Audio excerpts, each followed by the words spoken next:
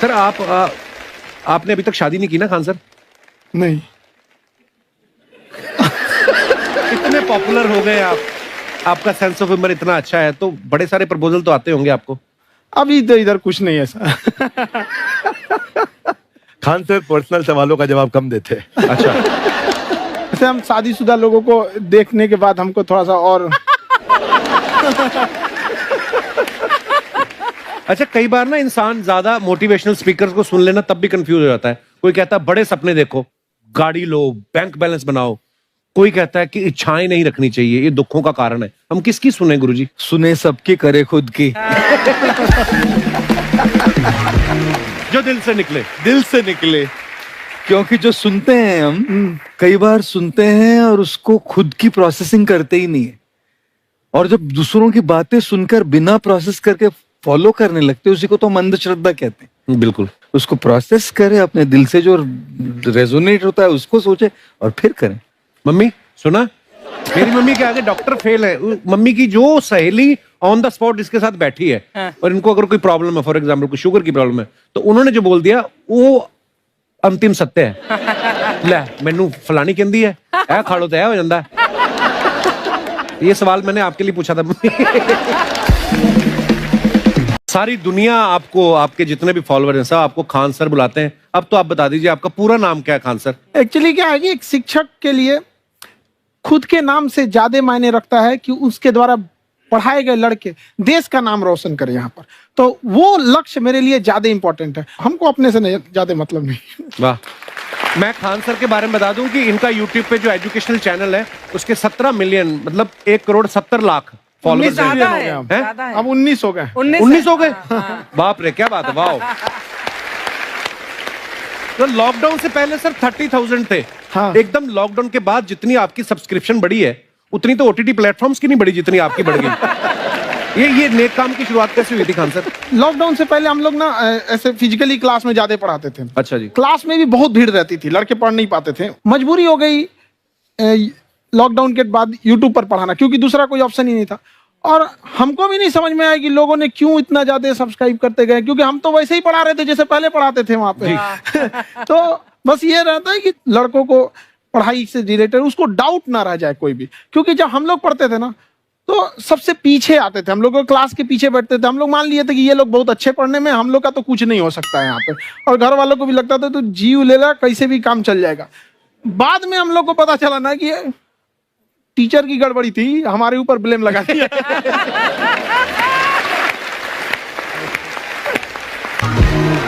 I wanted to ask Khan sir कि आपका एक एपिसोड था ट्रेन के बारे में, कि ट्रेन में ऐसा क्यों होता है, शुरुआत में ऐसा हुआ था, ये यहाँ पर बोगी के लिए ये कनेक्शन, तो ये सोर्स क्या होते हैं आपके, कहाँ आपसे से सुन लेंगी, उसके बाद खुद का चैनल शुरू करेंगी।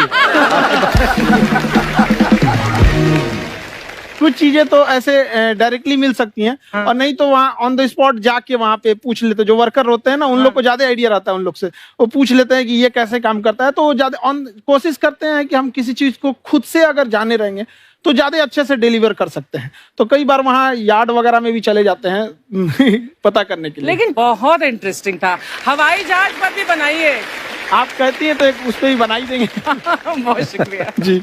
अच्छा सर, कई बार ना माँ बाप भी, जो मैं ये कहूंगा कि उनकी गलती होती है कि अगर बच्चा आपका 4-5 साल का है, आप शुरू से उसके मन में डालना शुरू कर देते हो कि ये तो इंजीनियर बनेगा। हो सकता है बाप इंजीनियर हो, वो चाहता है कि जरूरी तो नहीं है। अब मेरे पिताजी पुलिस में थे जी, मेरे मामा सब आर्मी में थे, मैं अकेला इस फील्ड में निकला है, मुझे ये चीज अट्रैक्ट करती थी। ये कहाँ तक सही है सर? जी मेरे हिसाब से तो बच्चों पे कभी प्रेशर नहीं डालना चाहिए, लेकिन साथ ही साथ हमको ये भी देखना चाहिए कि जैसे एल्बर्ट आइंस्टाइन ने एक बहुत अच्छी बात बताई थी, अगर एक खरगोश हो, एक बंदर हो, एक हिरन हो, एक शेर हो और एक मछली हो, उन सब को आप एक कतार में खड़ा कर दीजिए और उन सब के लिए एक ही टेस्ट हो कि आप पेड़ पे सब लोग कैसे चढ़ पाए। बहुत ओके। अब सबको एक टेस्ट कैसे दिया जाए? मछली तो आत्महत्या कर लेगी सोच के कि मैं तो कोई पास ही नहीं होंगी, ये मछली कैसे पेड़ पे चढ़ेगी? राइट। लेकिन कई बार ऐसे हो गया ना कि एजुकेशन सिस्टम ऐसी बन गई कि बस ग्रेड्स हो गए, सब्जेक्ट्स पढ़ने हैं, Right. जो भी किया है, और वो भी जरूरी है, लेकिन वो करते करते बच्चों की जो इंटरेस्ट है, बच्चों की जो पैशन है, उसमें उनको एनकरेज करना बहुत ज्यादा जरूरी है। एक पिताजी एक बार अपने बेटे को ऐसा चाटा मारे जोर से, तो पड़ोसी ने पूछा क्यों मार रहे जी?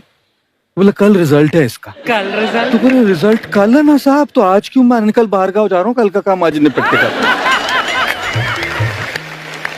कहने का मतलब ये है कि आप देखिएगा कि अगर आप बच्चों को अपने कॉम्पिटेंस के हिसाब से नहीं देंगे तो ये चाटे खाते रहने पर फेल ही होते रहेंगे। बहुत खूब। ओके, अच्छा, विवेक सर का एक कहना है कि बच्चों का अगर 95% से ज्यादा मार्क्स आते हैं वो भी खतरनाक होते हैं। 75 से 85% वाले जो बच्चे होते हैं लाइफ में बड़ा अच्छा करते हैं। अच्छा। कभी किसी पेरेंट्स ने आगे कहा है कि आपकी वजह से मेरा 95% वाला बच्चा 75 पे आ गया?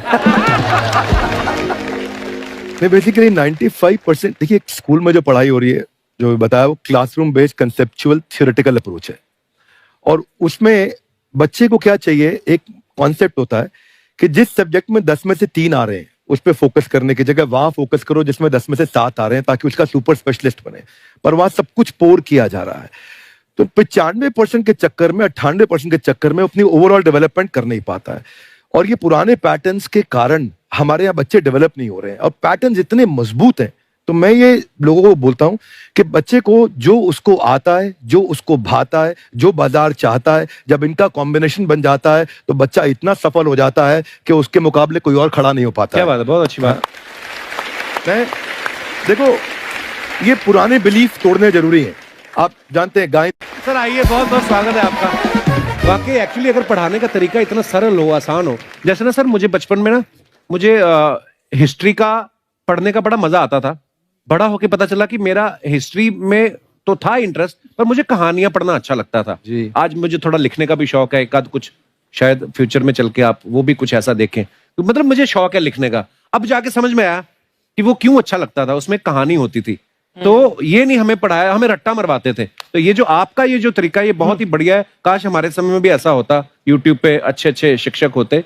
हालांकि हमारे टीचर भी बहुत अच्छे थे। लेकिन इतने डिटेल में खान सर, मैंने आपके वीडियोस देखे हैं, मतलब जिस सब्जेक्ट को आप जानते भी ना हो और अगर लेक्चर देखें और सुने तो उसमें इतनी रुचि पैदा हो जाती है। बिकॉज हम सब टीचर्स के द्वारा ही पढ़ाए गए हैं और हमारे अच्छे टीचर्स भी रहे हैं, लेकिन जरूर आप में एक बहुत ही खास बात है कि आप हर सब्जेक्ट को बहुत इंटरेस्टिंग बना देते हैं। और Thank you, ma'am. इसमें क्या है ना, टैलेंट जो है ये टीचर्स को विजुअल ट्रेनिंग कैसे देनी है, जो बताया अभी कपिल जी ने। कहानी, मैं एक छोटा एक प्रश्न पूछता हूँ। असैसिनेशन की स्पेलिंग किसको मालूम है यहाँ? लोग बिलीव नहीं करेंगे लेकिन मुझे मालूम है। असैसिनेशन की स्पेलिंग होती है Yes. भाई एस। एस माने गधा, गधे के ऊपर एक और गधा, एक और एस, उसके ऊपर आई मतलब मैं पूरा, और मेरे ऊपर पूरा देश, नेशन। S I nation. तो ASSASSI, मैं ये जितना विजुअल कर दें पढ़ाने को, जितना आसान कर दें। वो याद नहीं होता था रेडियो किसने बनाया, बोला रेडियो चल नहीं रहा, इसको मार थप्पड़ मार, कोनी मार, कोनी मार, कोनी मार, कोनी ने बनाया। याद हो गया, मार कोनी ने बनाया। जितना विजुअल कर दो। जैसे आपने कहा कि कैसे किसी चीज को इतना अच्छा समझा देते हैं, वो आधे घंटे के क्लास के लिए पीछे 1 हफ्ते का मेहनत होता है। मैं ये भी पूछने वाली थी कि कितनी मेहनत लगती है आपको। वो डिपेंड करता है कि हम कब तक सेटिस्फाई नहीं हो जाते। अच्छा। कभी कभी तो कोई चीजें 2-2 महीने से अटकी हुई है, जब तक हम नहीं सेटिस्फाई होते, नहीं इसको ऐसे नहीं, अब लड़के समझो, तब तक नहीं बताते उसे। वाह। कहते हैं ना, दुनिया ने मेरी बुलंदियां देखी, किसी ने पाँव के छाले नहीं देखे। क्या है ना कि हम लोग अपने स्टूडेंट लाइफ में इतना पीछे थे ना, कभी कभी अपने आप को से डर लगने लगता था, या हम कहाँ आ गए, हमारा कुछ हो सकता है कि नहीं हो सकता है यहाँ पे। तो लेकिन ना कुछ सीखने का बड़ा शौक था। हाँ। तो जैसे एक फिल्म बनाने से पहले डायरेक्टर कितने महीने की प्रैक्टिस करता है, 2 साल की मेहनत के बाद एक 3 घंटे की फिल्म बनाना पड़ता है। Correct. उस तरह से थोड़ा काफी मेहनत करना पड़ता है पीछे से, तब जाके समझ में आता है। और धीरे धीरे एक्सपीरियंस होने से थोड़ा समझ में आ जाता है कि क्या, कहाँ पे कौन सा चीज डाउट आएगा वहां पे।